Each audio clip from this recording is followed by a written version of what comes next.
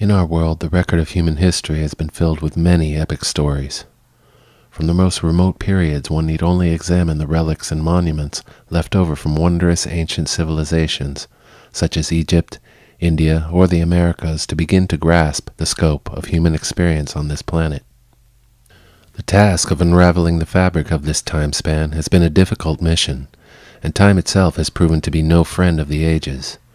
So much of Earth's history recorded by humanity throughout the eons has unfortunately been lost. In our modern age, most accept that all we know about our ancient origins amounts to a spotty and impersonal glimpse into a dim past. We leave it to the strides of science to fill in the gaps and come up with the best picture which we think gives us a reasonably accurate map of our history. Acquiring knowledge of the universe and its hidden mysteries has been no less of a challenge, despite advances from modern science. On the other hand, the search for answers within the sciences has led to more bits and pieces fitting into the puzzle. Our access to knowledge in such fields as quantum mechanics, astrophysics, neurobiology, genetic research, and even more under-the-radar disciplines, such as the expanding field of psychic research, justifies the claim that we are indeed now proceeding in a direction of discovery at a pace and level that we could barely have conceived of not more than half a century ago. On this new path, new possibilities are emerging that previous generations would have thought to be mere fantasy or impossibility. But while scientific advancement deserves credit for much of the current understanding of our existence in relation to the universe, many are coming to realize that humankind has also been experiencing reality by way of a completely unexpected and unfathomable teacher, one which has generally been ignored by the greater scientific community, but has by far the greatest implications for the human species and the future of our planet. Greater humanity is moving through a doorway of transition, and it is being guided by non-human intelligence. And this is the epic of our time.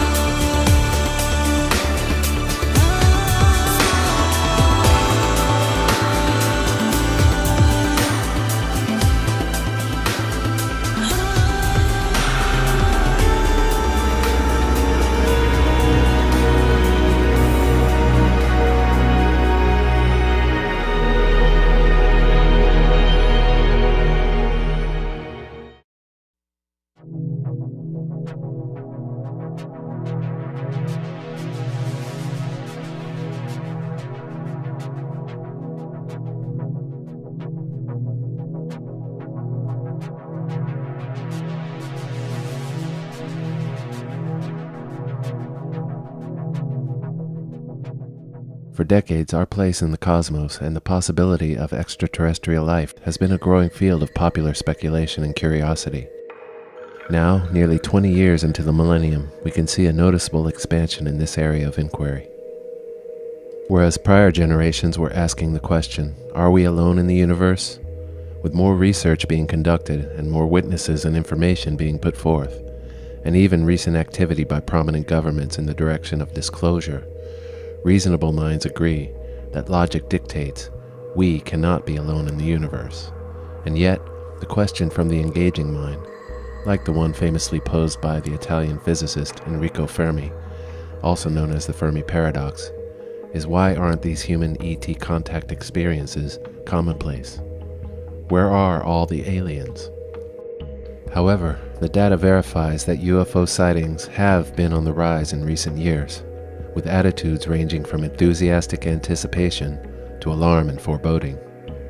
The internet is buzzing with articles, interviews, conferences, and of course, eyewitness videos from all around the world depicting strange lights, shapes, and alien beings.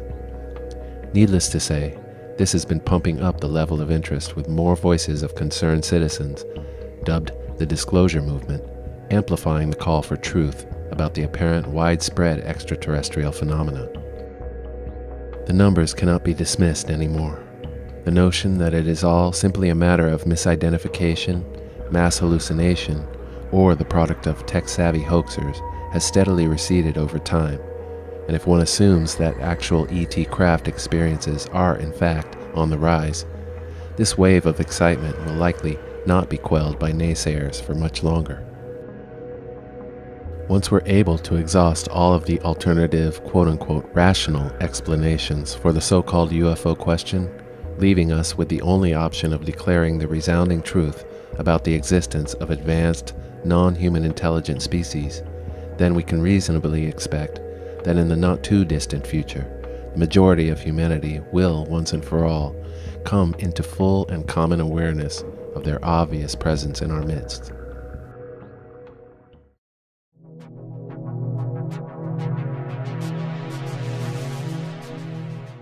Purportedly, for some members of the human family, roughly 10% of the general population, the reality of their experience with an ET presence is not a matter of debate or conjecture.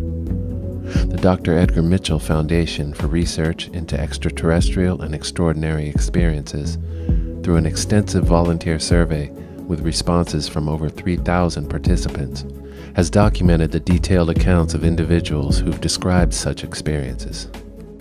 But despite the convincing, forthright manner in which many experiencers of paranormal phenomena often relate the accounts of these events, and even with having good reputations for their truthful characters notwithstanding, the testimonies from some of these witnesses are so bizarre sounding that they strain believability. Most people on the outside looking in would likely have a hard time believing such accounts. But on the other hand, anyone interested in the subject might logically ask why anyone would make up such stories, potentially risking their social and professional reputations and inviting ridicule and alienation from the communities they belong to. Especially compelling is to consider that when a person reveals that they were contacted by an ET, and then they undergo extreme transformations in behavior, changing old habits, becoming very concerned about things they had no prior interest in, it would seem that there is a case for believing that these testimonies from such people are true, or at least that those who claim such things have indeed experienced something out of the ordinary which had this effect. I've thought about this with great curiosity, that there's a select number of people out there having up-close and personal contacts with non-human intelligence. The so-called prime contactees tell a story that intrigues me, and honestly, makes me a bit jealous. So many questions I have, so many years I've been preparing my mind for more understanding about purpose for existence, and so much of the communication by the ETs, as reported, speak to concepts that are foundational to my spiritual beliefs. Why have I not been selected for such interactions? At any rate, this was not on my mind 2 years ago. In fact, nothing about ETs or UFOs was. My particular story during this short period in 2016 had a few events take place, the details of which I consider to have been distinctively synchronistic in nature. Suffice to say that I was experiencing certain turmoil in my spirit about events on the world stage and which direction humanity was heading. I was really in an emptiness valley such as I had not previously experienced in life. This fact, along with the newfound interest on the question of human consciousness, was, I guess, the right combination of elements that suited me up, so to speak, for my journey towards the field. Then, one Saturday evening in late March of 2017, it happened. You might at this point expect the story to shift into some rabbit hole high strangeness. And you'd be right. Was it ETs that came to my bedside one evening? No. Did I receive some psychically downloaded information? No. Was I transported to a ship to get a personal tune-up of my body or travel to another planet? This is the fork in the road that distinguishes the story from most others concerning interaction with non-human intelligence. I saw videos on YouTube on how to telepathically connect with sky anomalies, considered to be UFOs. I remember it was like following the instructions on how to bake a cake. I just followed a simple 4-step process and it worked. And always remember, it takes quality ingredients to make a quality cake. Everything in my life changed at that moment. When I play that last statement over in my head, I think about those prime contactees out there. Suddenly I felt somehow like I too was in the club, as it were, and could proudly wear the monocle of experiencer. No longer am I on the outside looking in. I've been qualified. Disclosure, check. However, it became readily apparent to me that I was a different instrument, playing in a different band, in a whole different genre of music.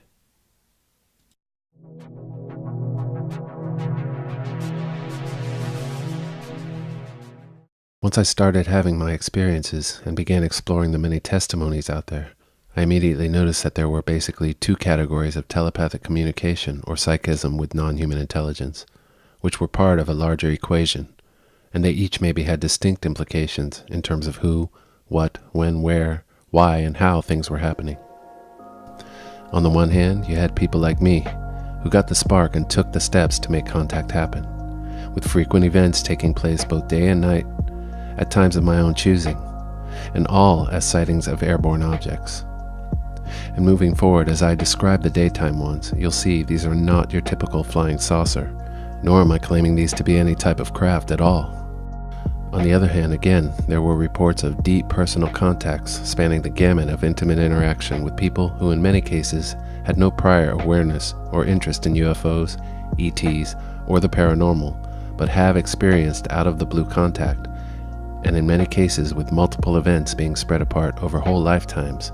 And from these folks you can hear detailed descriptions of identifiable, obvious extraterrestrial craft and beings. What I'm showing here is somewhat parallel situations with significantly unequal proportions. Deep contact within a select subset of the population comparing to human initiation with who knows what, which is free for anyone to partake in at any time. In the case of the latter, that one could get an instructional video from YouTube meant that it was something that could go viral, which meant more engagement by the general population, and because of the thrilling nature of this type of event, it might easily hit a critical mass. One starts to imagine the potential sociological impact this could have. So I started to think about the relationship between these two different types of contact, about how the common thread of telepathic communication is present within these seemingly diverse events, with the difference being voluntary versus seemingly random contact, and it seemed very plausible to me that we're dealing with separate forms of NHI.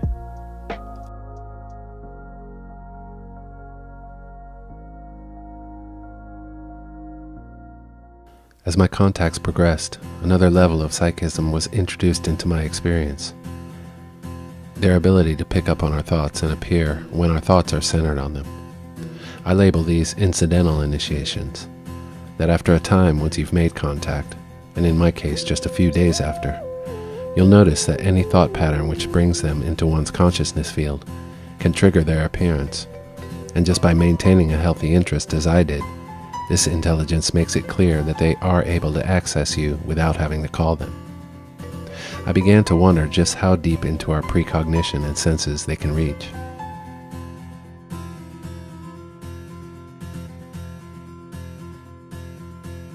Naturally, I had a big motivation to tell all my friends about this amazing phenomena, and having done so, one by one, most of them became experienced too.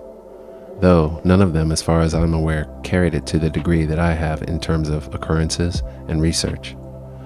I'll admit, this surprised me a little, the fact that nobody was totally hooked like me, but I get it now.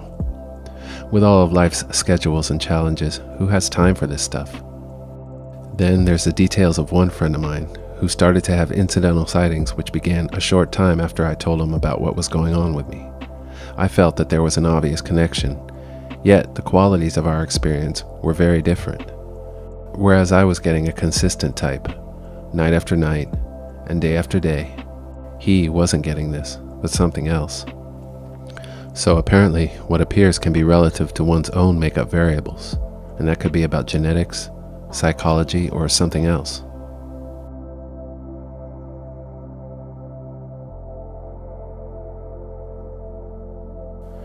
Another piece to the psychic puzzle that these sky anomalies bring is that they can utilize the presence of an attention-grabbing external element that can trigger appearances. For example, a creature such as a bird outside or a pet, or even a weather anomaly becoming a part of the setup in a way that speaks to some method of psychically controlled interaction. One such instance happened with me as I laid down in my bed one afternoon, gazing outside my window at a bird on the wire and sending greetings to it. It looked straight at me, flew off of the wire, straight towards me. Then at about halfway to me, it quickly flipped out of the way in midair to reveal an anomaly which was hovering in the distance exactly behind the bird. Now, I'm not just presenting a lot of minutia for filler here.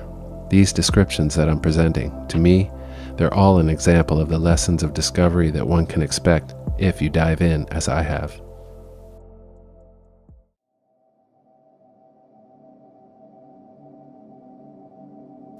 The skyborne objects don't only appear after the fact, but also they often appear before you get to a position outdoors where they are then sighted. I can recall many times walking outside and looking up to see an anomaly already present, as if it was waiting for me. A more complete time sequence was revealed to me by an unusual visual confirmation at Freeze Miami 2018 Consciousness and Experiencer Awareness Conference. I had been inside the hall assisting with the production when I decided to step out for a breather. As I exited, I immediately looked up to see an anomaly passing directly over my exact position, just beyond the doorway entrance. I did not want to run back inside, feeling that if I broke sight of it, then returning it would be gone. As it happened, another speaker who happened to be staying with me and my partner at our home for the conference was walking out at that moment. I rushed her over to me and led her sight to the sky. She took out her cell phone camera and started to shoot.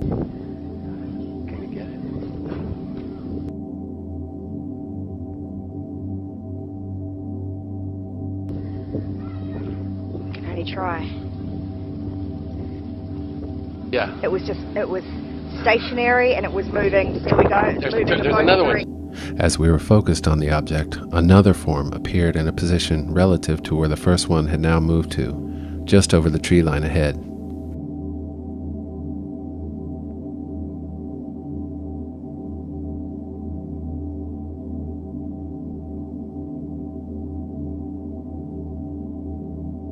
Then a brief shimmer of a third one blinked in momentarily.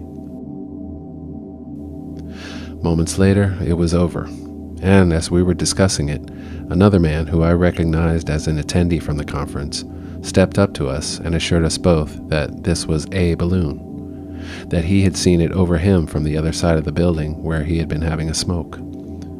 Now, I'll speak more to the balloon that he saw in a little while, but stay with me here. The detail I would like ones to focus on is the timing of this object appearance. If it took me 10 seconds from my chair inside to the doorway exit where the object was directly over as it moved slowly and steadily across, but this man had seen it over him on the other side of the building before my exit, then this intel was either sensing my rise off the seat inside and then appeared to meet me, or perhaps knew that I would get up at that moment and go outside. The astonishing implications amount to either the recognition of the NHI's powerful psychic ability to sense me, which would presumably already be well established in our relationship, or the ability of the NHI to see or be the future and retrocause an event in the present. Now please don't take this as arrogance on my part, that I'm inclined to think that it was there for me specifically. But of course, in reality, it was there for all three of us, and anybody else to see. To the man, it was nothing, just a balloon. At that point in my experience, though, I really knew different. For me, he simply became the incidental player who added to the whole picture, which in one regard was my edification as a researcher. Hopefully for him and the rest of the conference attendees, I was successful to enhance some perspectives once I presented my material.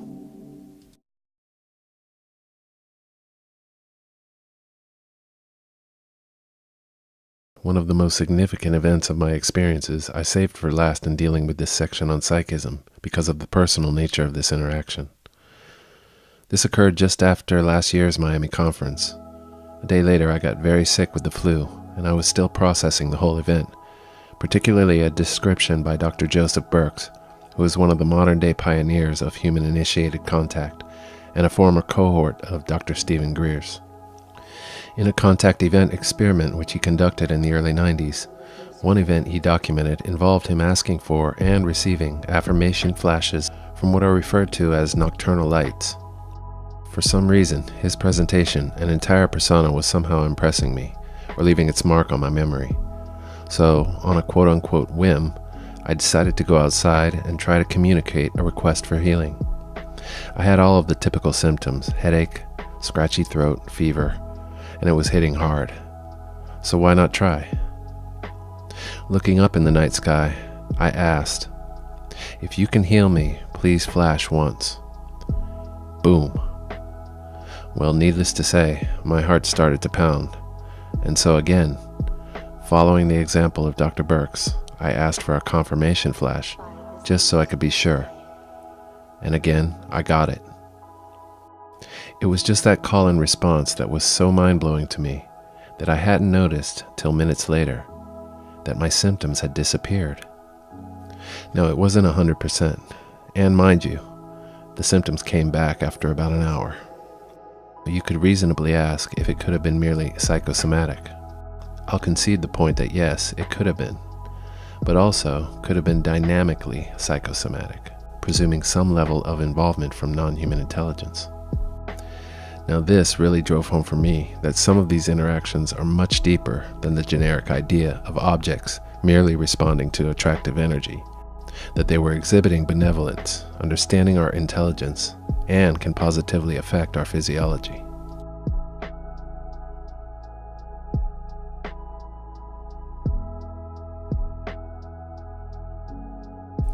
To segue on to the next section that exclusively deals with the look of daytime manifestations, I'll point out that there is a stark difference between what appears in a dark evening sky compared to that which appears in the day skies. These night lights are what I refer to as starships, for the simple fact that they most often look like moving stars. I was able pretty quickly to rule out the idea that these are standard aircraft by their shape and silent precession. Nor are they satellites. Their relative velocity, comparingly, as calculable using only an estimate from ground to sky visual tracking, is much too fast, and that's not even to mention their other distinguishing behaviors, such as previously mentioned blinking as a form of communication, fading in and out, bright pulsing, otherwise referred to as power-ups by some, streaking or zigzagging, or what I like to call hyper-jumping. And by the way, I now believe I have established a basis to question the explanation of meteors or quote-unquote shooting stars. And they even make organized formations, as did appear to me one evening, which I created here using Photoshop. A tight row of 10 or so of these lights were moving in a straight line perpendicular to the direction of travel, then dispersed apart, then faded out.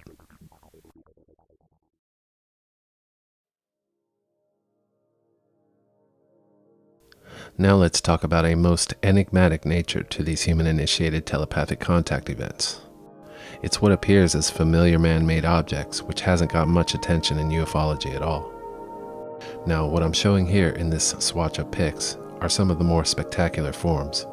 However, the object I tend to see a lot in the daytime is the balloon type, or what I like to call anomaloons. And since 2017, I've had well over 100 incidental and self-initiated sightings of these objects. Now this is ironic to me. The fact that anyone who has been interested in the ufology field knows that the standard and cliché government cover-up story is, they are weather balloons.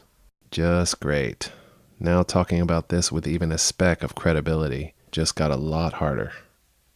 But before anyone wants to say, he must be standing near a balloon factory, or he must live by some balloon fanatics who just incessantly release them on a daily basis. There are several evidences beyond those simple presumptions, some based on statistical analysis of the numbers and response time, some on physical attribute and behavior. But be assured, none of the down-to-earth explanations stand up in light of the events as I and others have experienced them. You think, okay, the premise makes sense. A balloon decoy makes good camouflage. But then you get other more conspicuous things, like bags that come over at 2,000 feet and stop and remain stationary mid-air. And we find these shapes are often general, not exact. This was taken by a man in Australia doing contact research. You can clearly see here in this balloon cluster what appears to be balloons that are fused together. And I've also seen other deformations like damaged or misshapen balloons. All of these items, whether it be a balloon or a fabric or plastic bag, move in a way that blatantly defy the wind and space around them, making it obvious that some sentience is on display. So the good researcher begs the question, why? If the goal is to remain low-key, why come as anything else than a balloon? Perhaps, as one channeled ET session had explained, there is a strategy or program of instilling plausible deniability into human consciousness for the sake of easing humans into the reality of their presence.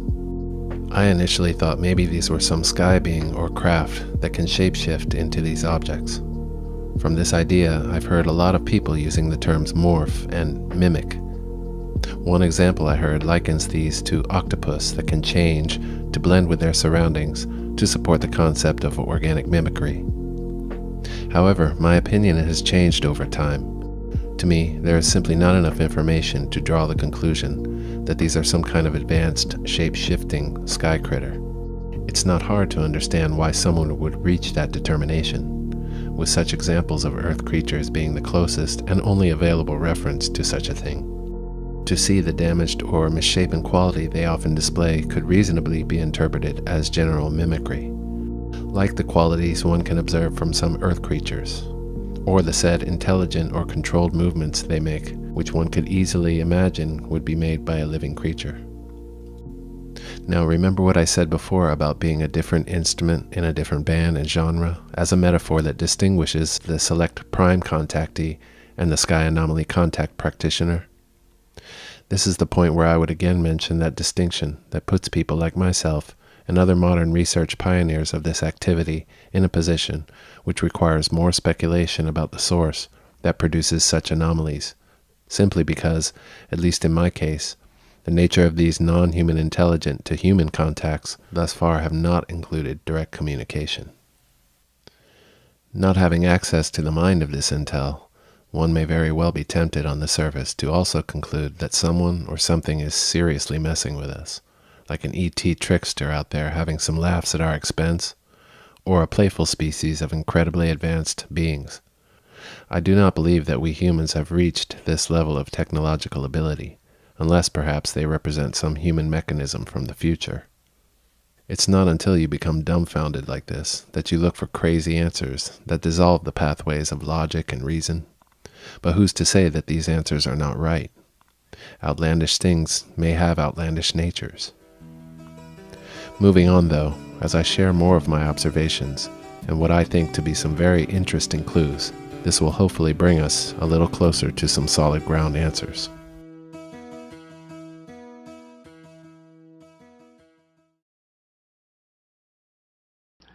And now you have a UFO here, and all of a sudden it disappears. It just dissolves, disappears. Similarly, and conversely,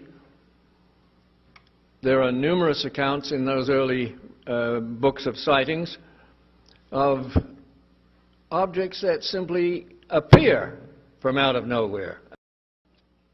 So here you have materialization and dematerialization. And nobody wanted to touch that. Nobody wanted to touch that. Nobody wanted any part of it. They said it was, just a misobservation. That was the normal way that those things were dealt with. But I concentrated my attention on these particular types of sightings.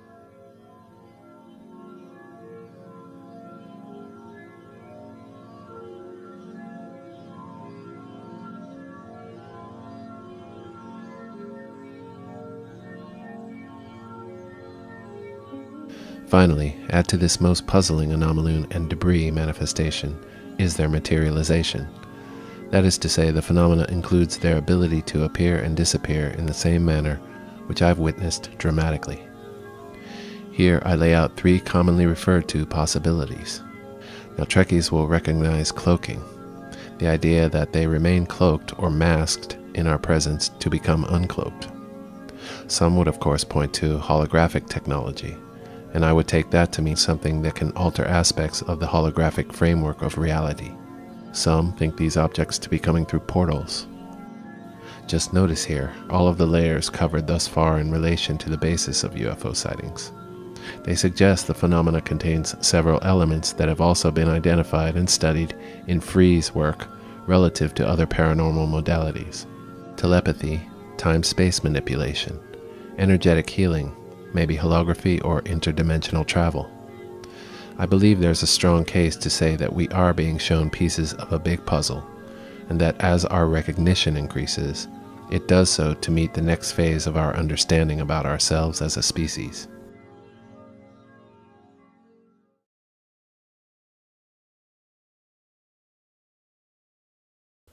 I believe I was being shown a clue to answer the anomalous aerial form mystery on a recent trip out west, and I'll describe it in a minute. And again, hat tip to Star Trek for the visionary depictions. What I'm suggesting has to do with transport or teleportation technology and or replication, a la the holodeck introduced in the Next Generation series. Also utilizing telekinetic or psychokinetic processes to move lightweight, man-made objects, with damages sometimes being produced by something occurring in these processes. And the reason for objects other than balloons? My guess is that this intel may simply be identifying these things that can become easily airborne and used to hint of their presence. April 2018. While on our road trip in New Mexico, my girlfriend and I were about to leave a store parking lot when I spotted a dust devil, so named because they are whirlwinds which pick up sand and dust from the ground they pass over, quite common in the Southwest. As we settled in our vehicle and I noticed it forming before us, I rushed to close our windows to avoid getting that dust inside. Now the very next sequence took about 5 to 7 seconds. My eyes fixed on this whirlwind, when suddenly, as I noticed the debris that was getting picked up and swirled, I also observed some strange sparklings and movements from within the vortex, like pieces of paper and plastic bags being somehow transitioned. The next thing I knew, something told me to look up. So I rolled down my window, stuck my head out, and there, at about 2,000 feet up in the sky above, were 5 or so white objects in a motionless stasis. They were obviously not part of the vortex because they were not in a spin, and the vortex itself, which lasted only seconds, was at that point dying out. I believe these were the debris objects just seen moments ago in the whirlwind, or at least a representation of them. They remained motionless and hovering for at least 5 minutes. This was very weird, and it was also the first time my girlfriend had witnessed me getting called to look up outside from inside an enclosed space. She and I had been on heightened alert whenever we were together, so summoning sky anomalies was not new to her, but this whole event certainly raised her eyebrows.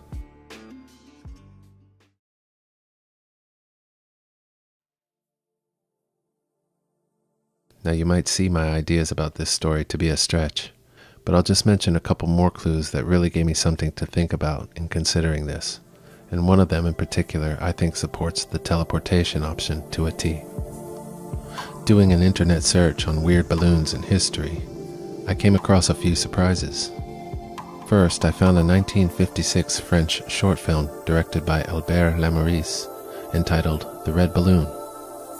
The story of a young boy who finds this balloon and later discovers that it had a mind of its own.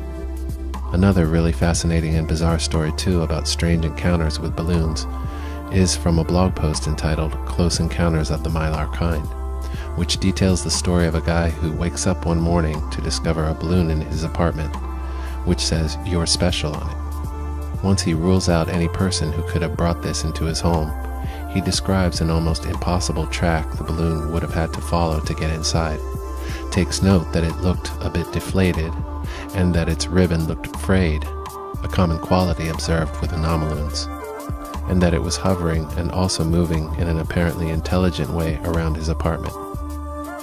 There seems to be more than a few stories out there of balloons behaving strangely that support the idea once again of man-made objects being intelligently controlled. But to me, by far the strangest story of an intelligently controlled balloon event is the story of the two Lauras. When 10-year-old Laura Buxton of Staffordshire, England, whimsically set free a balloon and watched it sail away, she had no idea she was about to transform her life forever. Because miles and miles away, against the most unimaginable odds, this solitary, lofty balloon would set in motion a chain of events so strange, it's even difficult for those involved to believe. In 2001, on a small farm in Staffordshire, England, a 10-year-old girl named Laura Buxton sets off a balloon with a note attached. Please return to Laura Buxton, along with her address, so that when it reached its landing spot 140 miles south, it does so at the home of a different girl, also named Laura Buxton, who was also 10 years old. What are the odds of this? Well, the two girls connected, and it turns out there's more. Some of their unique physical features were the same, and they both had 3-year-old female black Labrador retrievers. They both owned gray rabbits. They both even owned guinea pigs with identical markings. And upon meeting for the first time, they were wearing almost identical outfits, a pink sweater and jeans. All of this information was verified by their parents. So here, along with the impossible odds and incredible synchronistic details of this story, it seems as though we have a confirmed teleport, telekinetic process being used to control a balloon.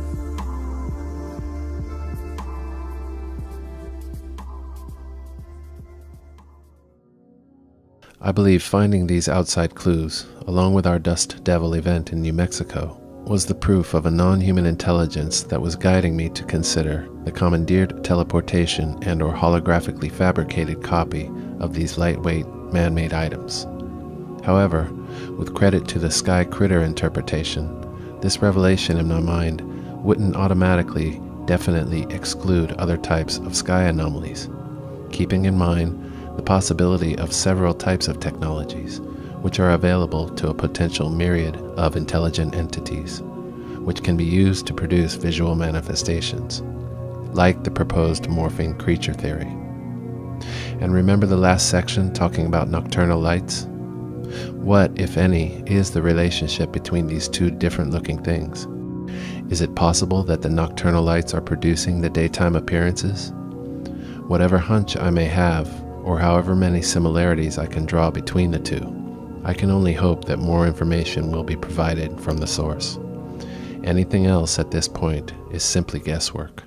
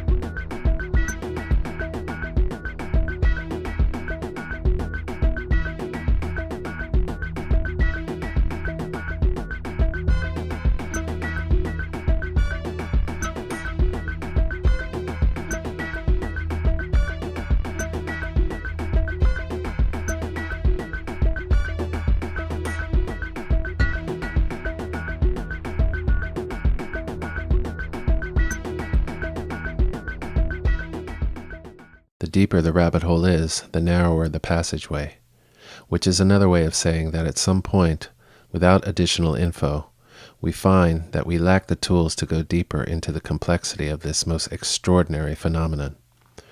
Personally, I don't mind. It's still to me pretty exciting, and I feel very fortunate to have been given a chance to try.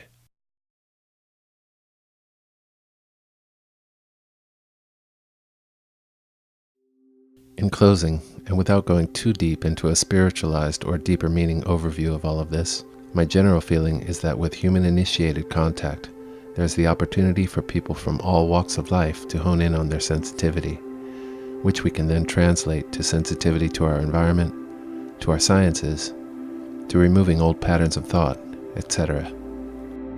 And also that there seems to be something about it that's special to this time, that there's been an uptick in activity, particularly in the last decade or so, and these events happening at a time of planetary upheaval, as well as new information gathering in all sorts of areas. It's a huge converging in my mind, and it may well be that contact activism is not just hitting a surge, but perhaps is right at the forefront in the momentum of this time of shifting paradigm. I think this, like all paranormal experiences, will either add to your anxieties or teach you patience, but in either case, we should try our best to keep a balanced perspective and avoid fear and fanaticism, especially now. Are you one of the many who have had direct intimate contact with a gray, or a Nordic, a mantid being, or Sasquatch?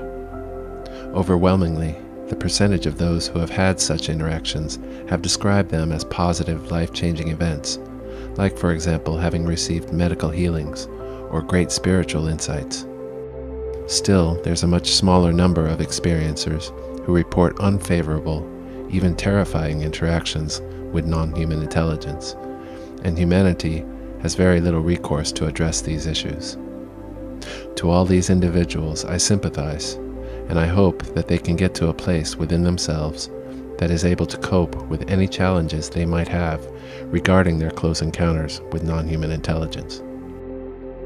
There are some who will contend that what I do is dangerous, that us explorers of this phenomena are inviting negative entities to us. Attention, people of Earth.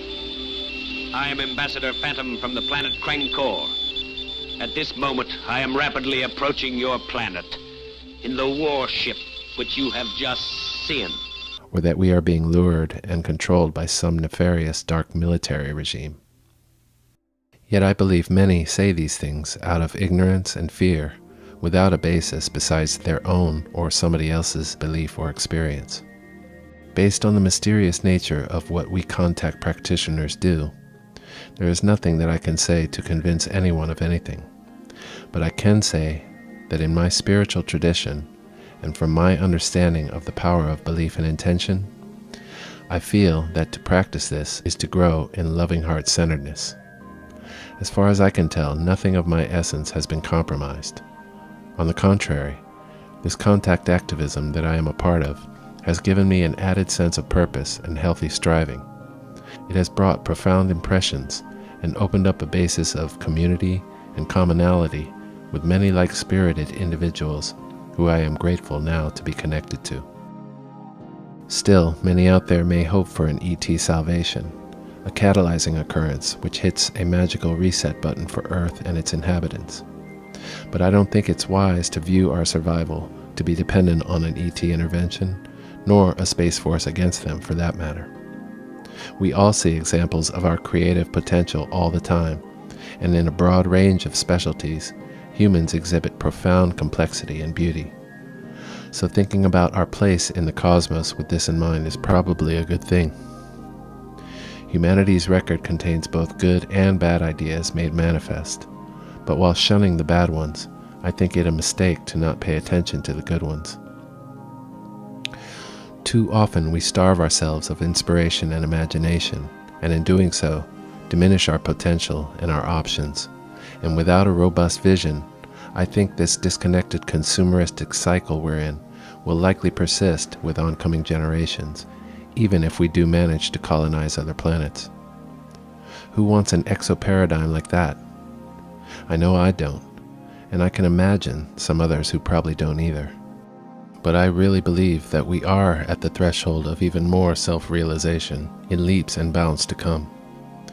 We just gotta get the universal love thing right.